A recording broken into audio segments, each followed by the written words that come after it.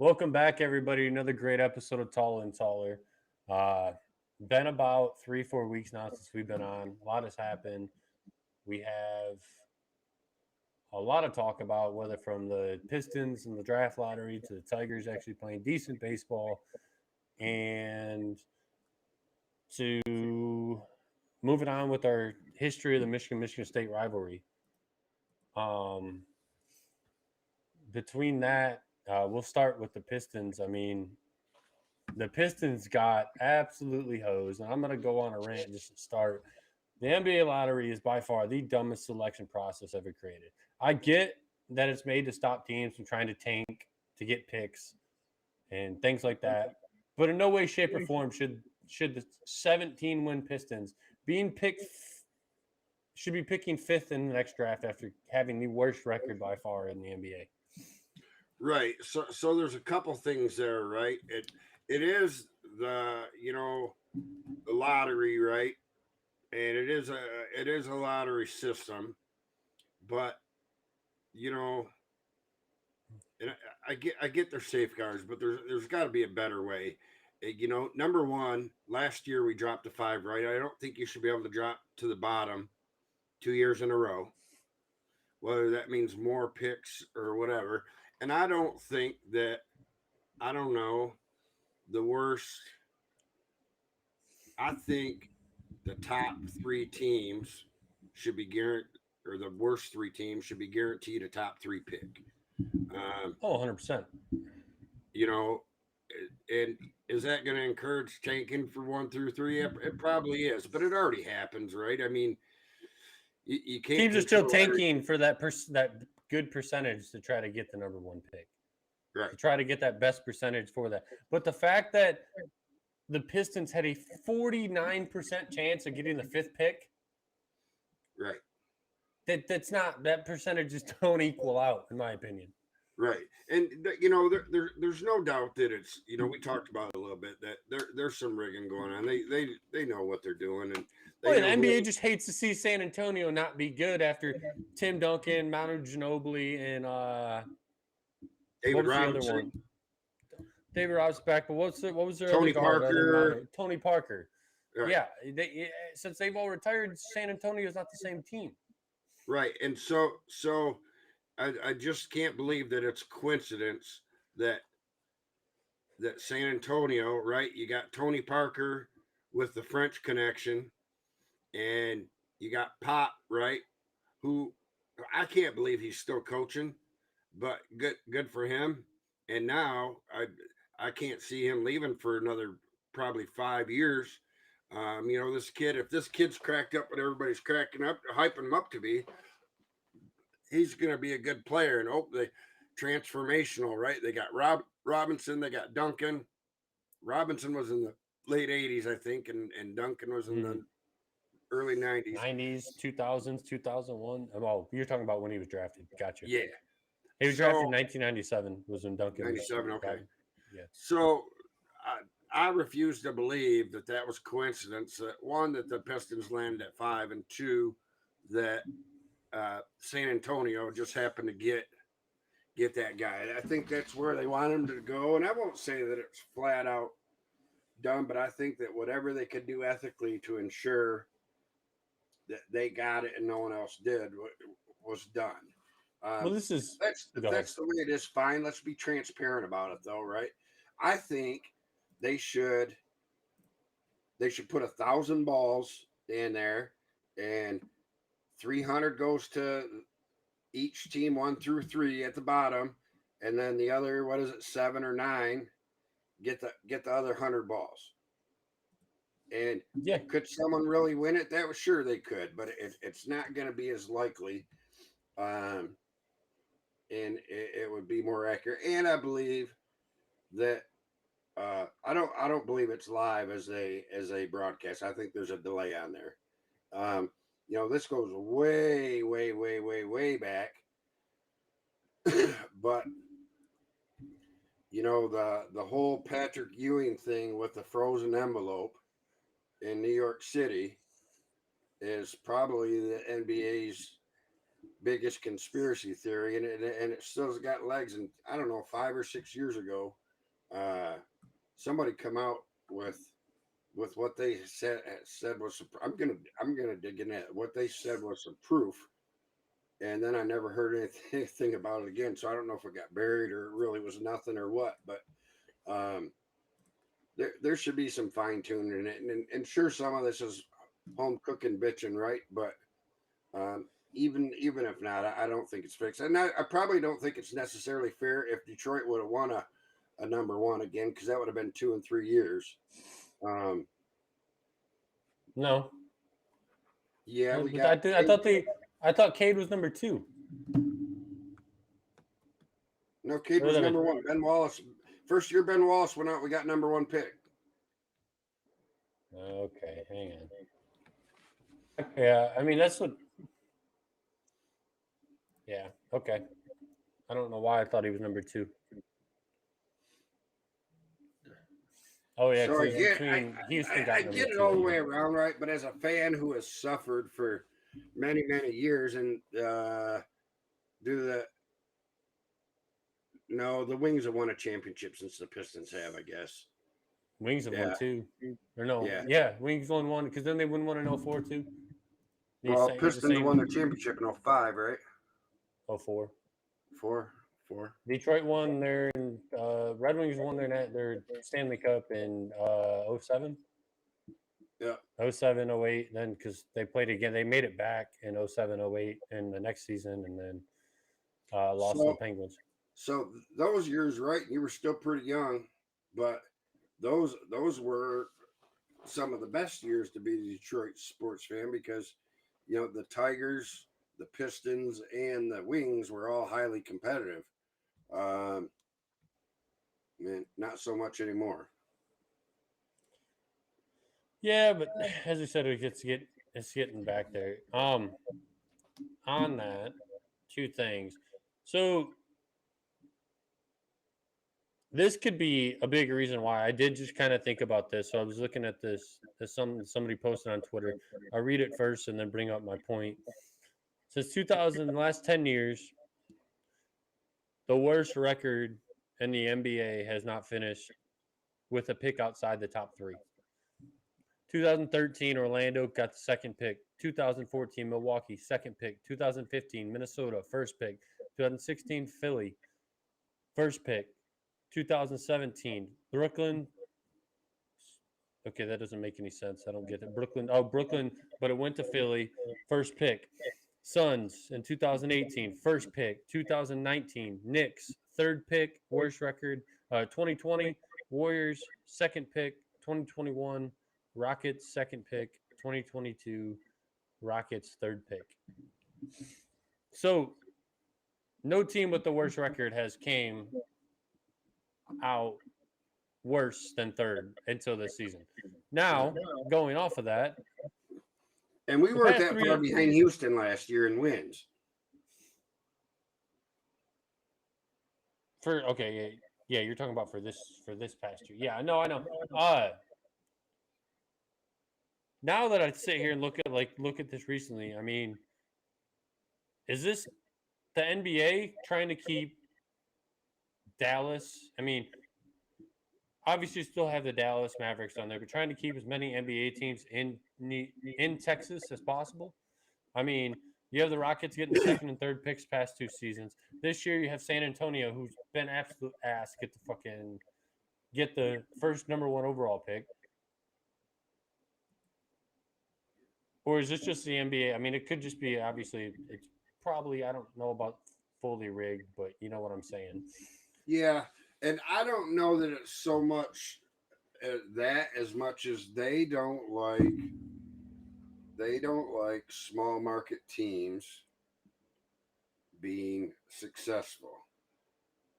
And some people consider San Antonio small market, but I don't. It's I think it's bigger than Detroit. Yeah.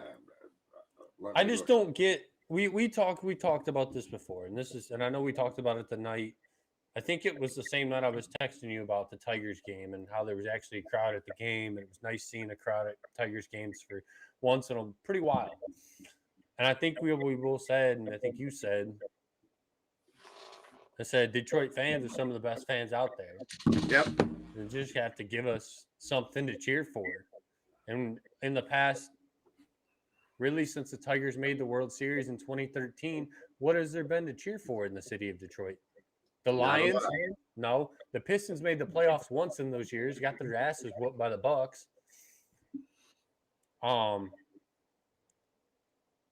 Lions hadn't made the playoffs at all, right?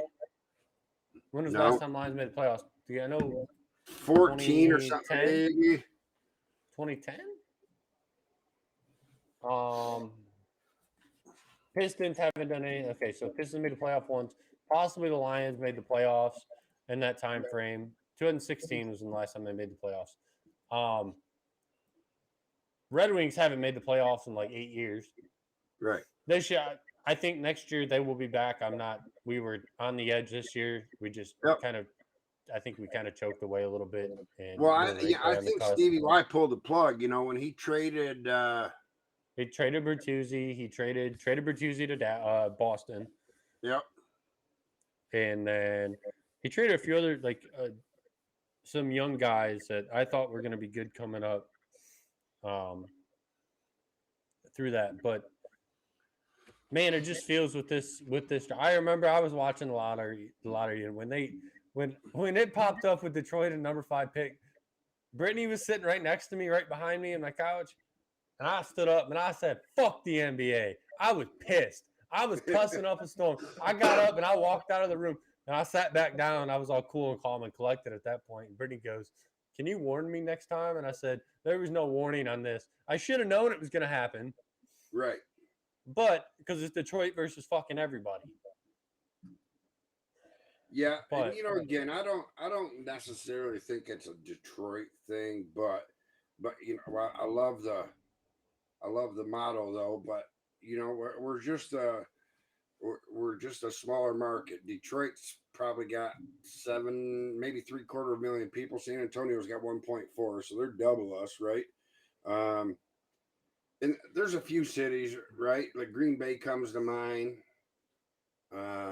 Charlotte, but they just, all the sports like the bigger markets mean bigger money, and I think that if they can, even New Orleans, if they want to help a big market team and it happens to hurt a small market team in the process, so what?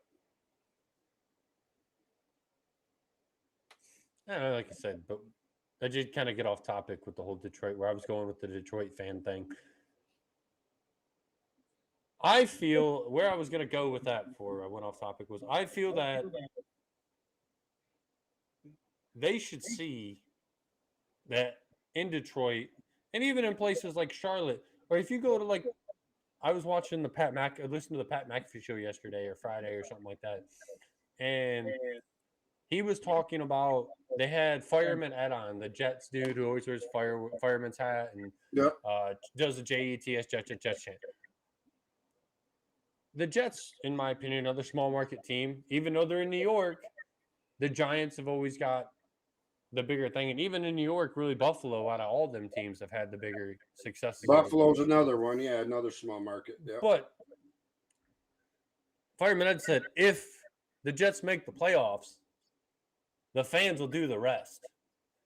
And when he said that, I said, that is exactly how Detroit is.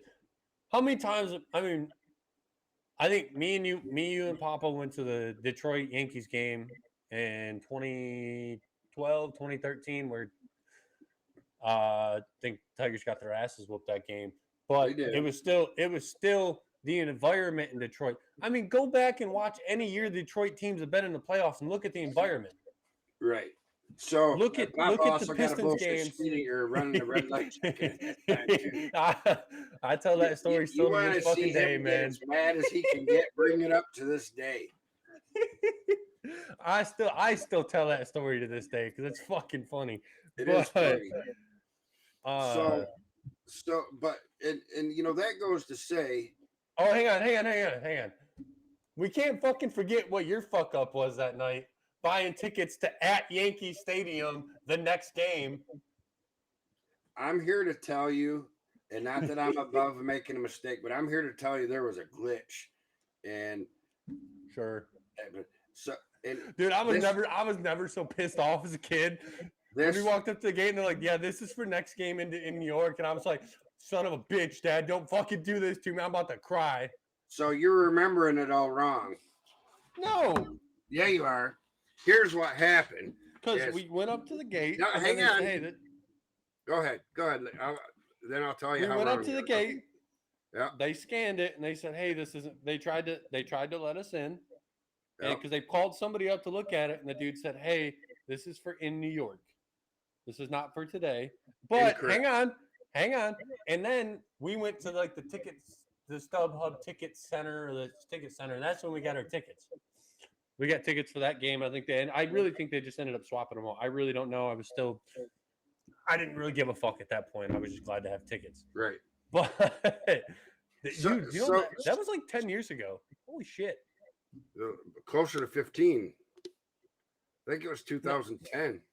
No, that was like 20. That was right around the time Tigers went to the World Series that year. It was either 2012, 2013. I don't think it was the same year as Tigers went to the World Series because it wouldn't have been 13. I guess it could have been 12 because we swept the Yankees in 13 to go to the World Series. Yeah. And but yeah, I think it was 12, which we still won that. But anyways, go ahead and tell your side of that. Your facts are basically correct. You just have stuff out of order a little bit. So we get there, right? And I pull up the tickets on my phone and the guy scans them and it kept saying invalid. So he switches us to it. He go over to this guy. Maybe something's wrong with my gun. Same thing. Happens 3 or 4 times, right?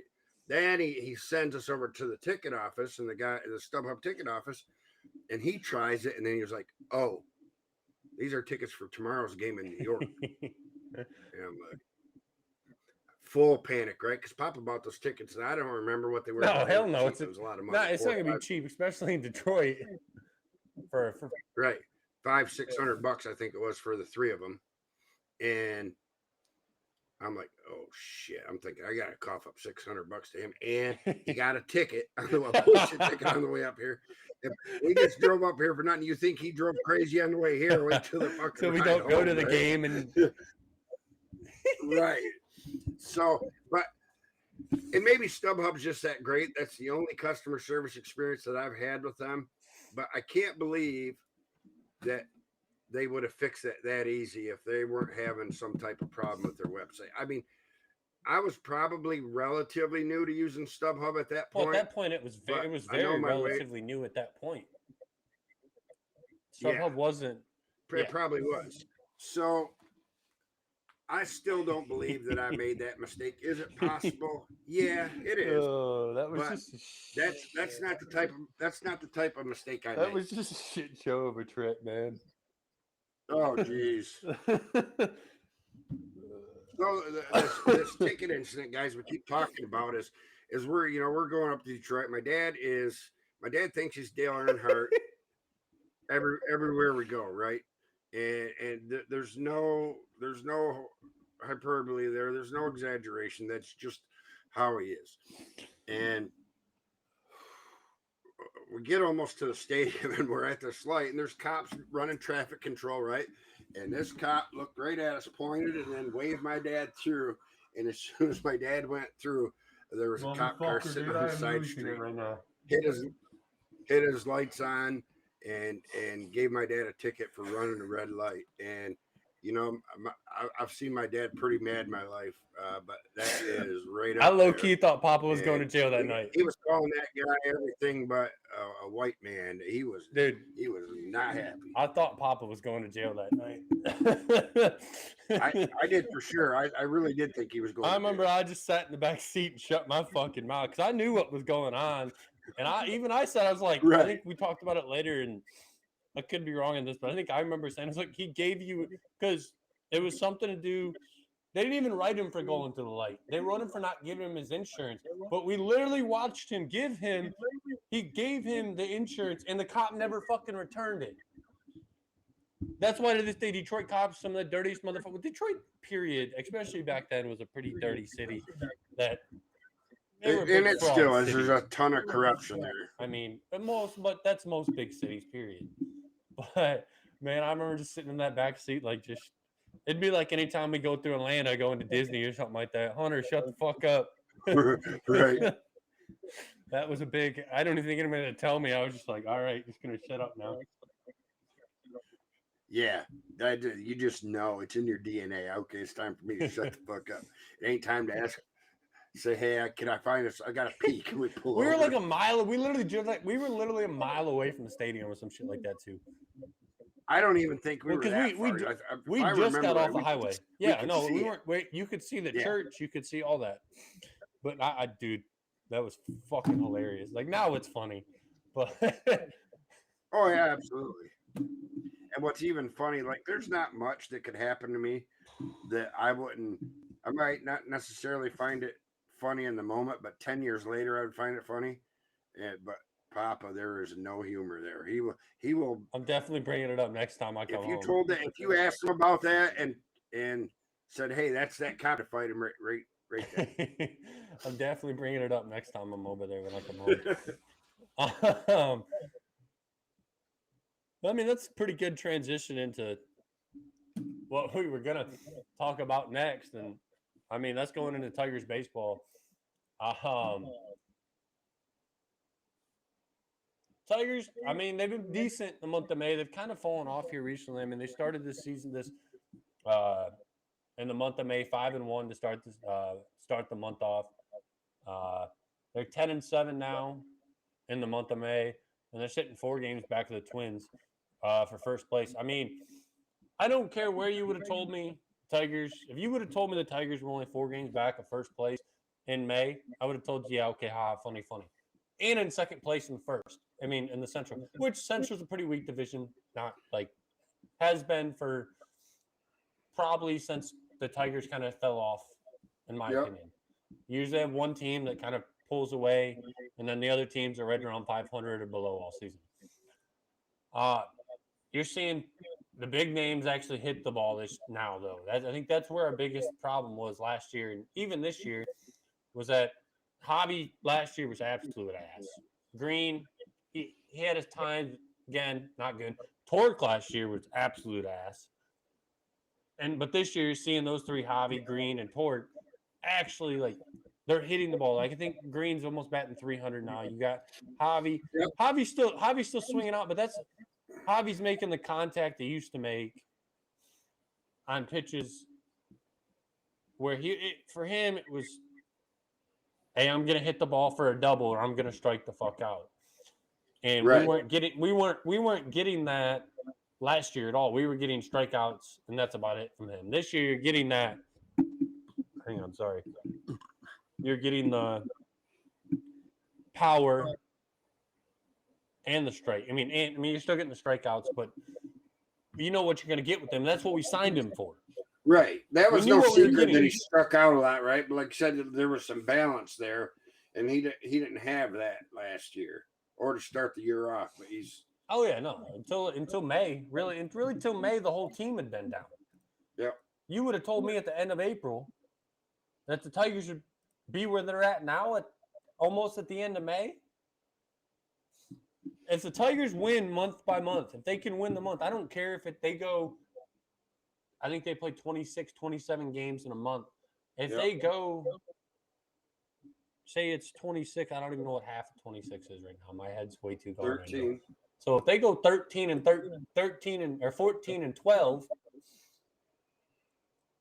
that's a win. You're going to be able to compete. That's progress, right? Which is all I've ever wanted. I know it's not realistic to expect them to win every year,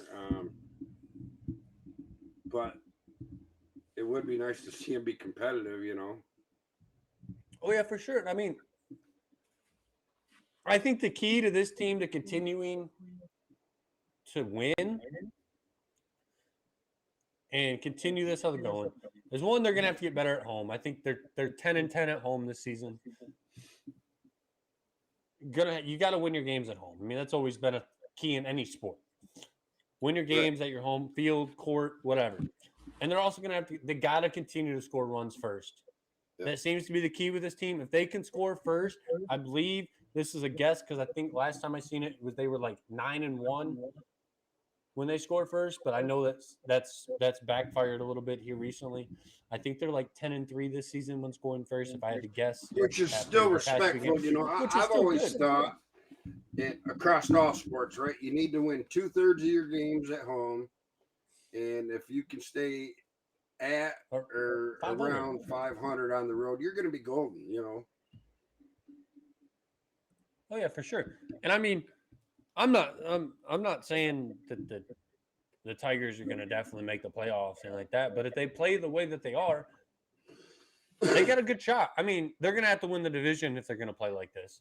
They ain't win the wild card.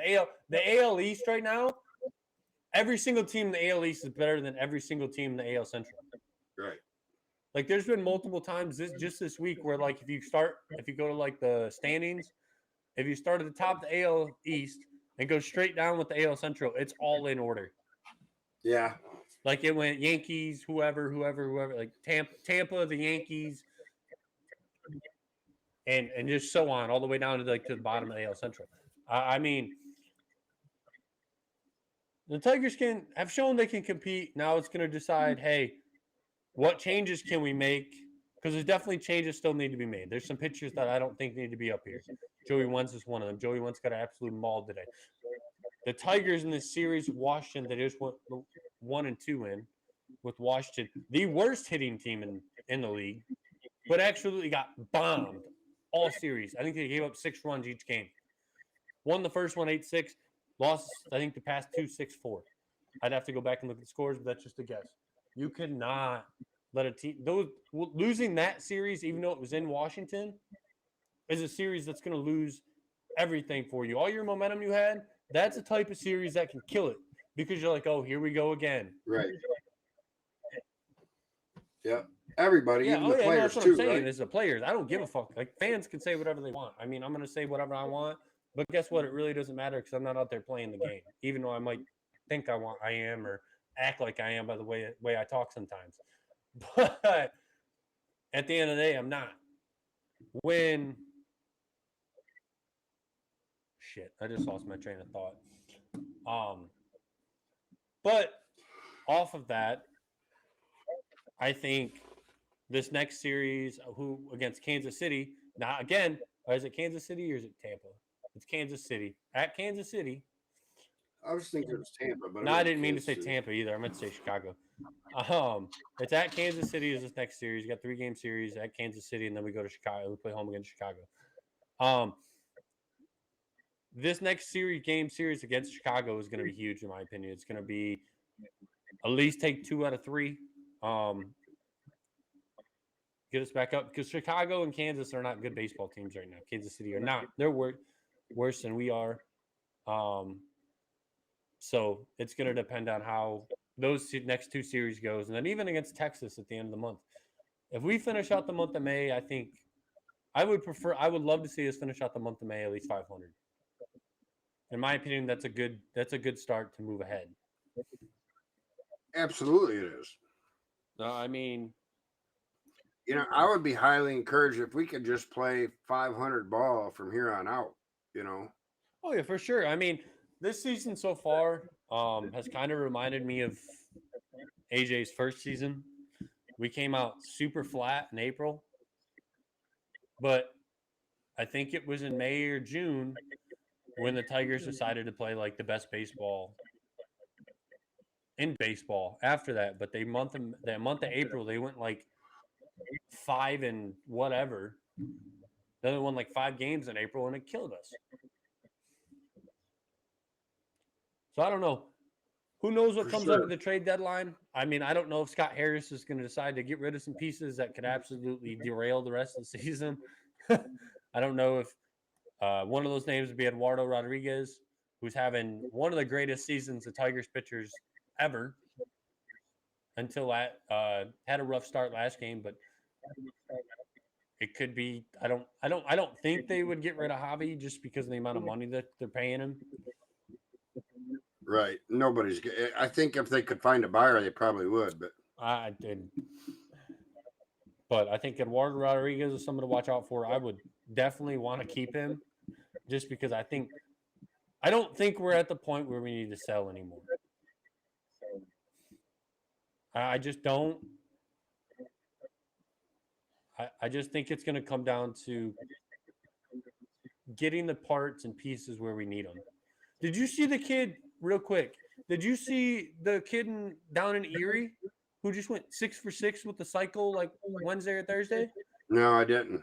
So he had like, hang on, let me look this up so I get all the stats right. So he hit the cycle, but also went 6 for 6. Let me look it up. There's Erie Seawolves. The way he did it was absolutely insane. So it was Cole Keith. Cole Keith, that's who it is. One of our top prospects. He put together a score. Dude, this dude was insane. His first inning was a historic one. He belted a 2-run home run and cleared the bases with a 3-run triple. So he had 5 RBIs in the first inning. Just at that. He hit for the cycle, finished 6 for 6 at the plate with 7 RBIs that night. The 6 hits included 2 home runs as he went on to drive in 7 runs for the Seawolves' 18-4 win at Harrisburg. Tell me you hit 2 home runs, have 7 RBIs total, but you had 5 RBIs in the first inning.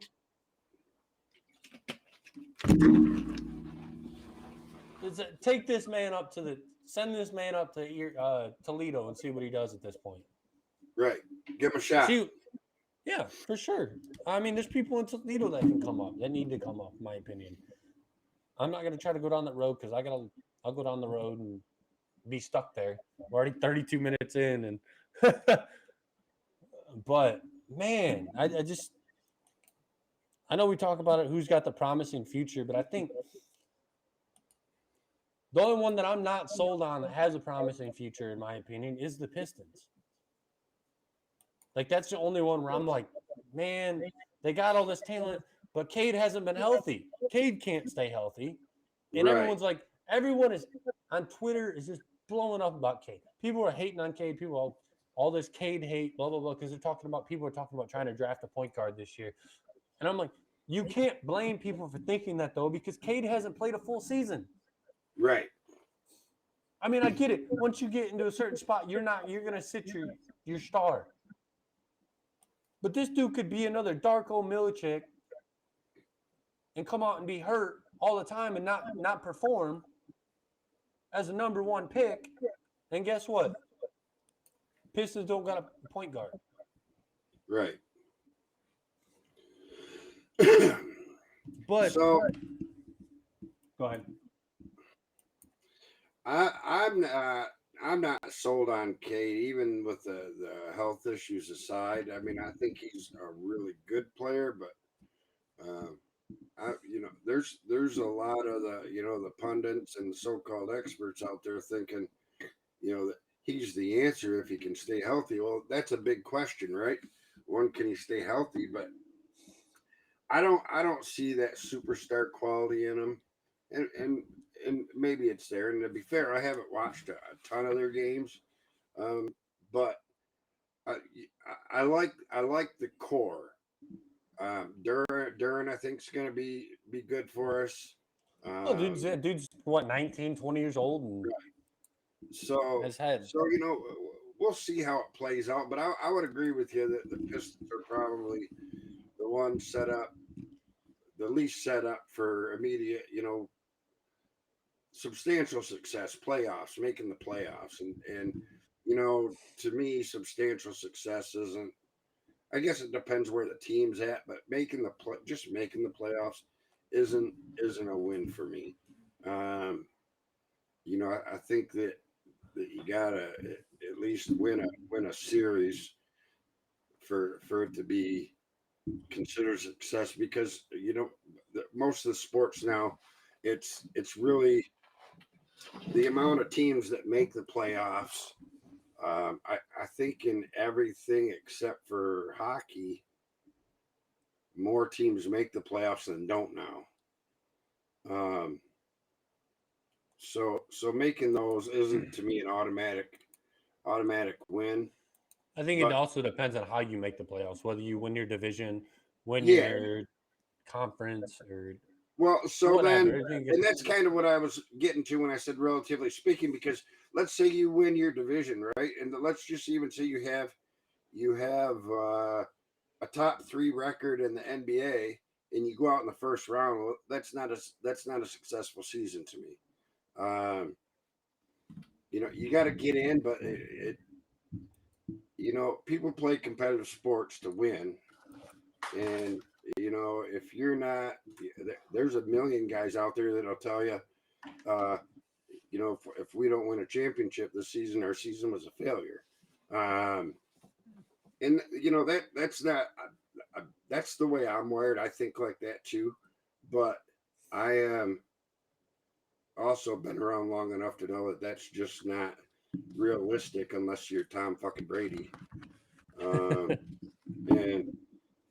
that's really it. Him and Bill Russell and Wilt Chamberlain really the only 3 to win like that. Jordan, but he kind of hurt that perception when he left for a while. But I do think he'd have another couple more championships had he stayed. Which, to piggyback off of something you said later in the show about the get to the playoffs and the fans will do the rest, and we've talked about this a million times. You and I, we've talked before on the podcast. If the Lions make a run in the playoffs, when the Lions make a run in the playoffs, Detroit will be off the fucking hook. And if they make a Super Bowl, watch out! Shit, the city will blow the roof off. They'll blow the roof off when the Lions win a playoff game. Let alone you just want to say if. That's what you keep trying to say. when.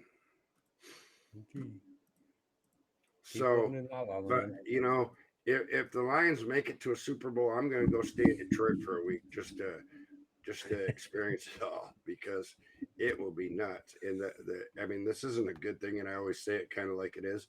But if the Lions were ever to win a Super Bowl in my lifetime, that city will fucking burn, burn. And it'll be a party like nobody's ever seen. The only thing that comes close to it, I think, would be like the Lakers when the Red Sox won their first title in 2004. Well, that was just after the curse of the Bambino. I mean, you can go back. You can look at Chicago after Chicago won it in 2016 or whatever it was when they broke the curse. Yeah, better have some cops out that night. They better bring in the National Guard that night, is what they better do. That's so bad to say, but it's not wrong either. No. All right. All right. So I was sitting here thinking about skipping this and waiting for next show to do it, but might as well do it. It's not something nice and quick. So rank your top sports teams. I mean, just kind of find out where we're at here. I mean, I'll give you an example. I'll do mine first. I mean, for me, it obviously goes, it doesn't have to be pro, college, whatever. You don't have to do just the amount that I did. You can do more than that. But for me, I have 6. It's for me, it starts number 1. Actually, I'll start at 6. Let's make this fun. Number 6, I'm going to go with the Patriots. Number 5, Pistons. Number 4, Red Wings. Number 3, the Tigers. Number 2, I had Michigan basketball, and then number 1, I had Michigan football. So we're gonna be pretty close. I figured. I mean, I think me and you are pretty close on that stuff. Yeah, I would probably. You had the Wings ahead of the Tigers. No, I had the Wings in 4th and Tigers in 3rd. Yeah. So I would go. I'm going to go 1 through 6. Football, Michigan basketball, Tigers, Lions, Wings, Pistons. Pistons. Yeah, I mean, I figured me and you would probably be about the same, other than the NFL teams. One, I don't really care about the NFL, so And I do, I but I really don't. don't either. But I'm a little bit excited just because I do really think that the Lions potentially turn the corner, and I'm not making any bold proclamations or anything, but I think they're going to be fun to watch, and they're going to be competitive. And I think we talked about this on the last show. I think that the schedule, the way that the NFL did the schedule says that, and no doubt that Hard Knocks last year helped, right? And the Lions have a bunch of big personalities that are entertaining and fun to watch, but pretty. I think we got 4 or 5 national TV appearances scheduled, and last year we didn't have any. So first one, week 1. Yeah, Super Bowl champions, right? So we'll see how it plays out, but I'm excited about them. But other than that, now that Brady's gone, I don't have anything in the NFL that the Woodson and Brady kept me interested in the NFL for 15 years. Well, yeah, I mean, it's if it wasn't football, I probably wouldn't. Oh, if it, I don't know, like I said, I watch it every once in a while, and I'll watch games when they're on, but I'm not making time how I do for Michigan football. Hey, got to do this. Oh, well, that Right. sucks. I got to watch football game first. Michigan football is the only one that I do that for. Yeah, I mean, it depends. Like if it's like a big game for the Tigers, the Red Wings, um, I do it for them. But if it's a regular season game, yeah, no. Unless it was like to clinch to go to the playoffs or something like that, I'd be like, yeah, sorry, gotta watch this. But I think like the 4 big ones, like I said, are the Michigan football, Michigan basketball, Tigers and Red Wings. Where like if they were in a big spot or something like that, I would drop what I was doing and what I had to do to watch them. After that, it's like, yeah, I can't watch a game. Oh well. And I think that'll probably change. I think that'll change if the Pistons can turn it around. I think that's more where my fandom of the Any NBA of our sports teams is. I don't, and that'll change it for me. I don't watch. Go ahead.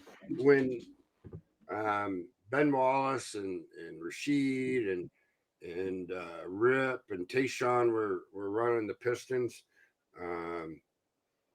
Shut the fuck up. I heard you that you did not fucking say who the fucking GOAT is.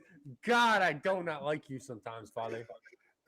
How you not gonna say the man, the myth, the legend, Chauncey Billups?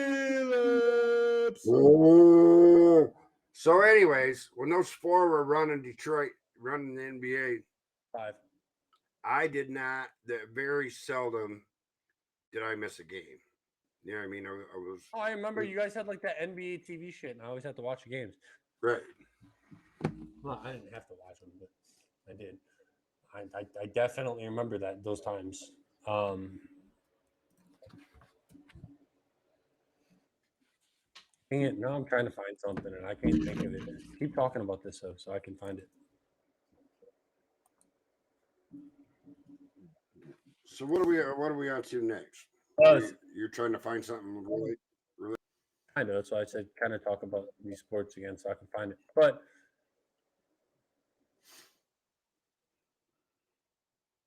all right, now it's not even going to matter at this point. It's been too long, so it's kind of out of the question. If I would have pulled it up quicker, yeah, 100%. I was going to pull up like just the Chauncey Billups announcement, like when they announced the lineups. But anyways, next thing we're on to is talking about the Michigan State rivalry. Now that they in the 1910s, they started playing every year, unlike they were from when they started. It was too much to be able to like cut everything up into like even 5 years. I have like 2 or 3 pages of notes just over 4 years of football here. So today we're going to go over 1910, 1912.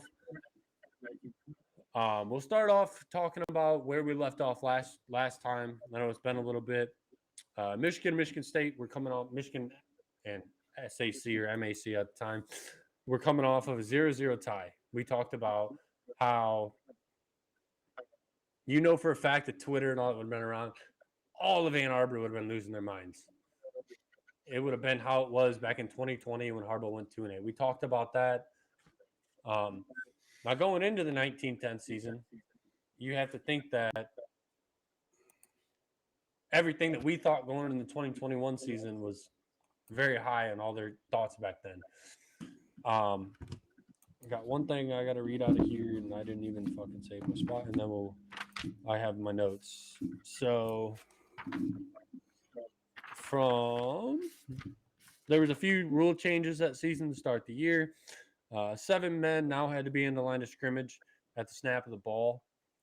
Players are restricted from pushing or pulling on a ball carrier on their own team to advance him and the ball. Pretty much to restrict injury. You weren't allowed to like tackle somebody and take him 5 more yards downfield at the time. Right. Quarters. That was the first year that they began using quarters instead of halves, because they used to play, I think, 2 20-minute halves. I think they used to play, if I remember correctly. Now this is when they implemented the 4 15-minute quarters. Players can now pass or run to the left or right at any point upon receiving the snap. There was no need for the 5-yard lines that ran parallel on the sideline. The checkerboard field was gone forever. Forward pass now had to be released from 5 yards behind the line of scrimmage. It could not travel any farther than 20 yards down the field. Those are some rule changes to kind of keep in mind while we talk about this. Now, going into the 1910 game, it's played on October 15th at Ferry Field in Ann Arbor. It used to be the State Agricultural College, which is what MSU used to be called. This is the first year that they were going by Michigan wow, words are really hard right now. Michigan Agricultural College. MAC entered the game on a 2-game win streak with wins against Detroit Athletic College. I think that's what it said. DAC and Alma College. They also were on a streak of having 7 consecutive winning seasons under Coach Brewer at the time. So expectations were very high for MAC. Could they finally beat Michigan, though? That's the main question that's probably going on in East Lansing. Is could they finally take down the high and mighty Wolverines?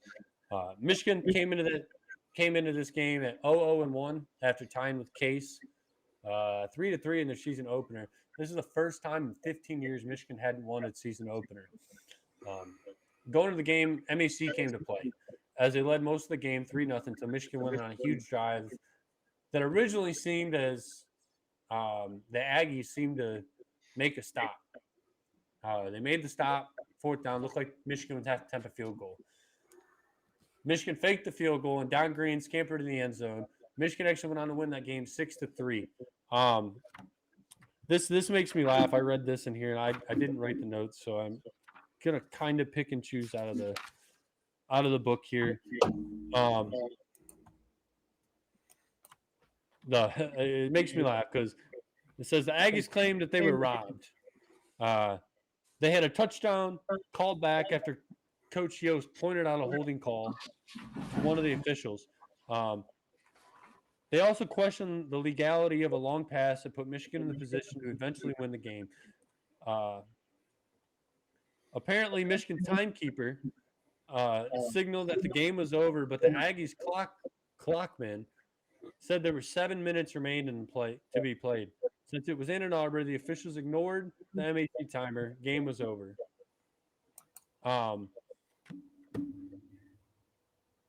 I mean, karma's a bitch, I guess, because if you want to go back to that, let's talk about Spartan Bob.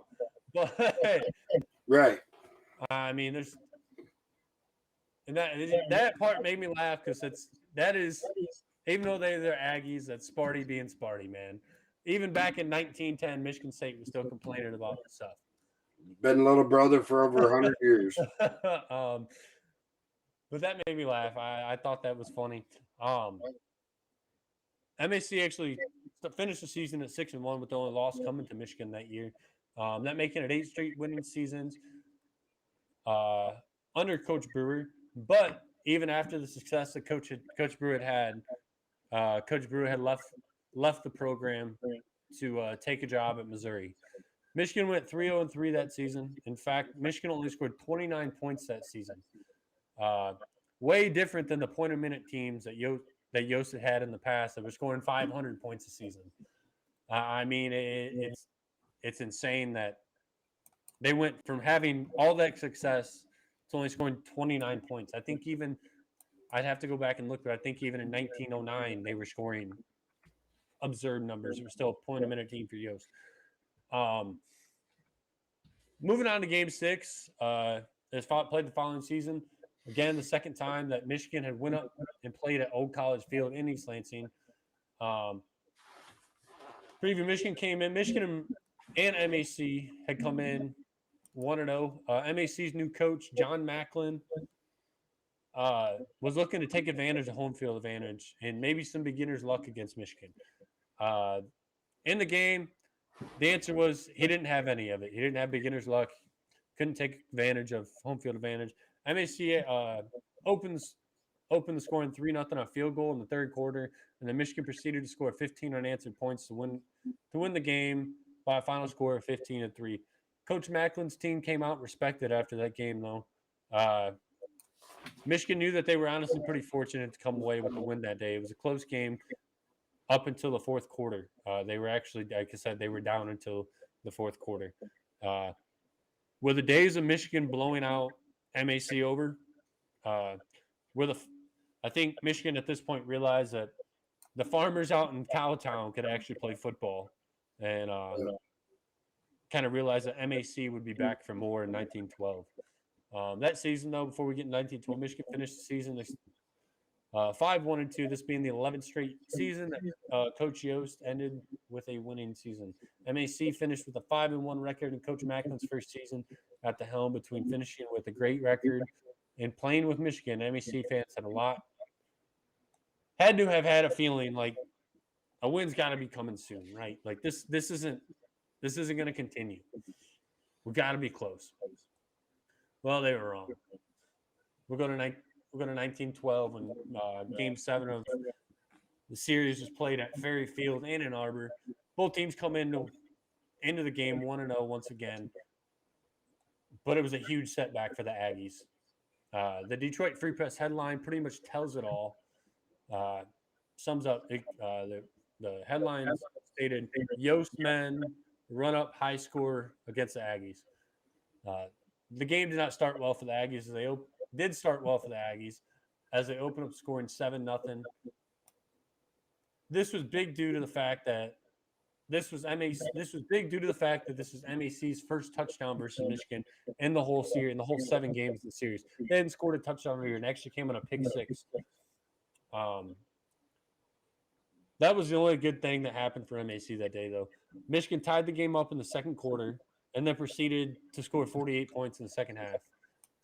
Michigan would win this game 55-7, making the season series. Or wait a second here, making the series 6-0-1 in the Wolverines' favor. MAC finished that season a very strong once again at 7-1. Michigan again being their only loss. Well, Michigan finished season 5-2. So after 1910, 1912, Michigan still holds the undefeated record. But it does look as if the first win for MAC is coming soon, even after a 55-7 drumming in, because of the success that MAC had outside of the Michigan rivalry, only losing those 2 games. Right? Let me go back here. Yeah, only losing that game every single season, but they were winning the rest of the games. And actually, in that year, 1912 was the first time that MAC had ever actually beat a Western Conference opponent when they took down the Buckeyes in Ohio. But Ohio State should be used to losing now. They were getting their asses whooped by us every season. But so as of now, through those seasons, Michigan still holds the undefeated record. Next week, or even if we do a show later in the week, one of the two. Next week we'll talk about 1913 through 1916, and then so on from there. Just because that right there, I think what took us 20, 15 minutes just even me to read all that. If I would have did the whole decade, or the whole show just for that. Right. I mean, but again, talk about where we're at in this part of the series. Michigan. I mean, I'll just say MAC had played tight games against us 2 years in a row. And they got blown out in the next season, but you still have that feeling that that win is coming. Just reading here, that win is coming for MAC to get their first win over Michigan. Again, want to reiterate, Michigan State fans, we did not play the first 18 games in Ann Arbor. I know I talked about this on the last podcast, but we played like the first 4 or 5, and I think we came to East Lansing. So let's relax on that whole talk, please. But tune in next week, at least on this part. Tune in next week, and we'll find out if they pick up that win or if they don't. I mean, this personally for me has been actually kind of fun to do. I've had fun just because I'm learning stuff. I know I don't know if you're learning stuff from it, but yeah, absolutely. I think it's cool because it also draws in the Michigan State crowd, even though we don't like them, can draw them in to watch the show too. Real quick, just a few random sports facts here. Michigan hired Shemy Schembechler. Then Shemy Schembechler made some messes up. Now Shemy Schembechler isn't at Michigan. This is all like a 2-day period. I honestly didn't know anything about it until I read some stuff, and I honestly don't really know what happened. All other than I know it was some stuff that he liked on Twitter or something retweeted or something like that on Twitter. And the Schembechler name, as we all know, kind of has some dark areas right now. Whether it was true or not, but go ahead. So it's true, right? I'm not a big Twitter guy, but I'm on there quite a bit during football season.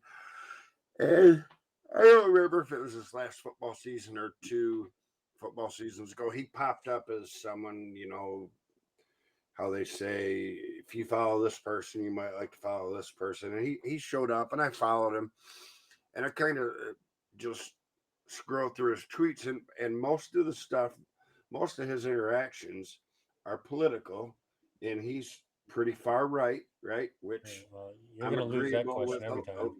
A lot of it, but there was, and he's been in the NFL and scouting for a really long time. I want to say 20 plus years. Raiders just let him.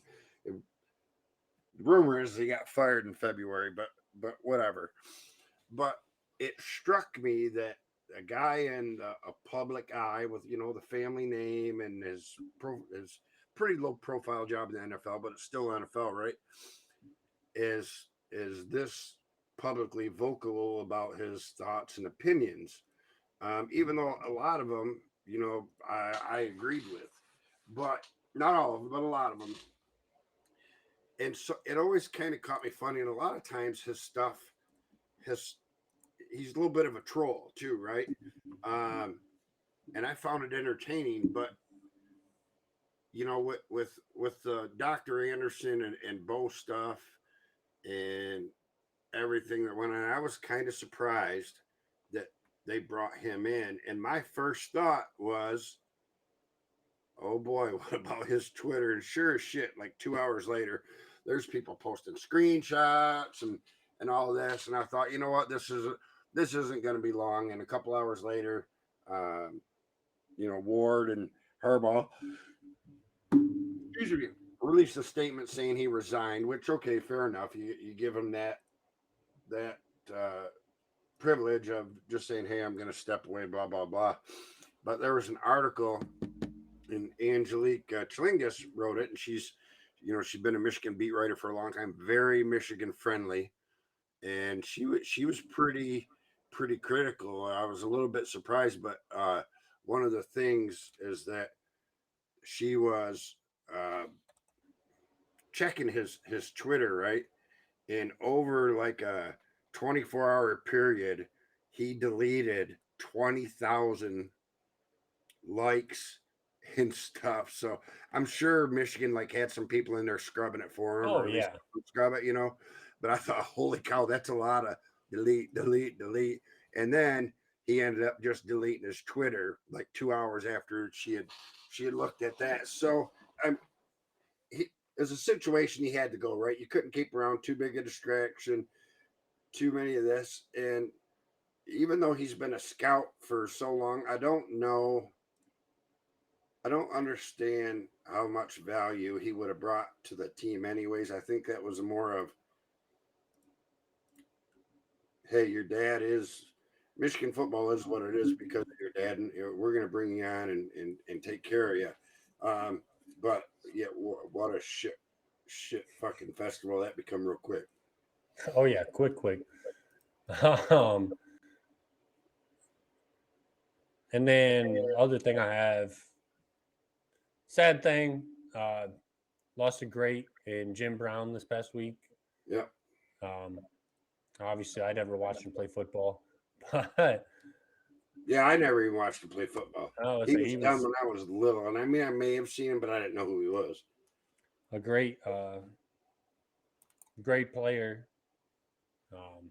one of the best to do it. And I mean, hey, rest in peace to him. And that's all I got, at least for today. You got anything else? Any notes? No, I believe that's it.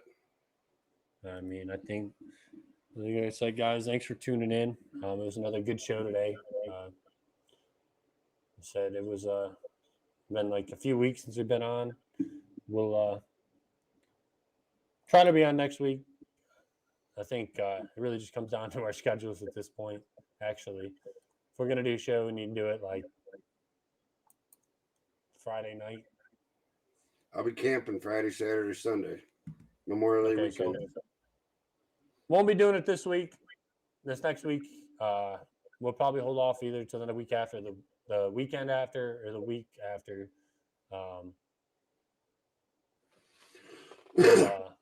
We'll hold off then, and we'll have a good week and a half off or whatever until we're back. Just because, like I said, I'll be gone for my anniversary, and then he said you'll be camping. So we'll see y'all next week. Tune in, like, subscribe, share, do whatever you got to do to help us out to get us some views, and we appreciate all your guys' support. As always, guys, go blue. Go blue. Hail.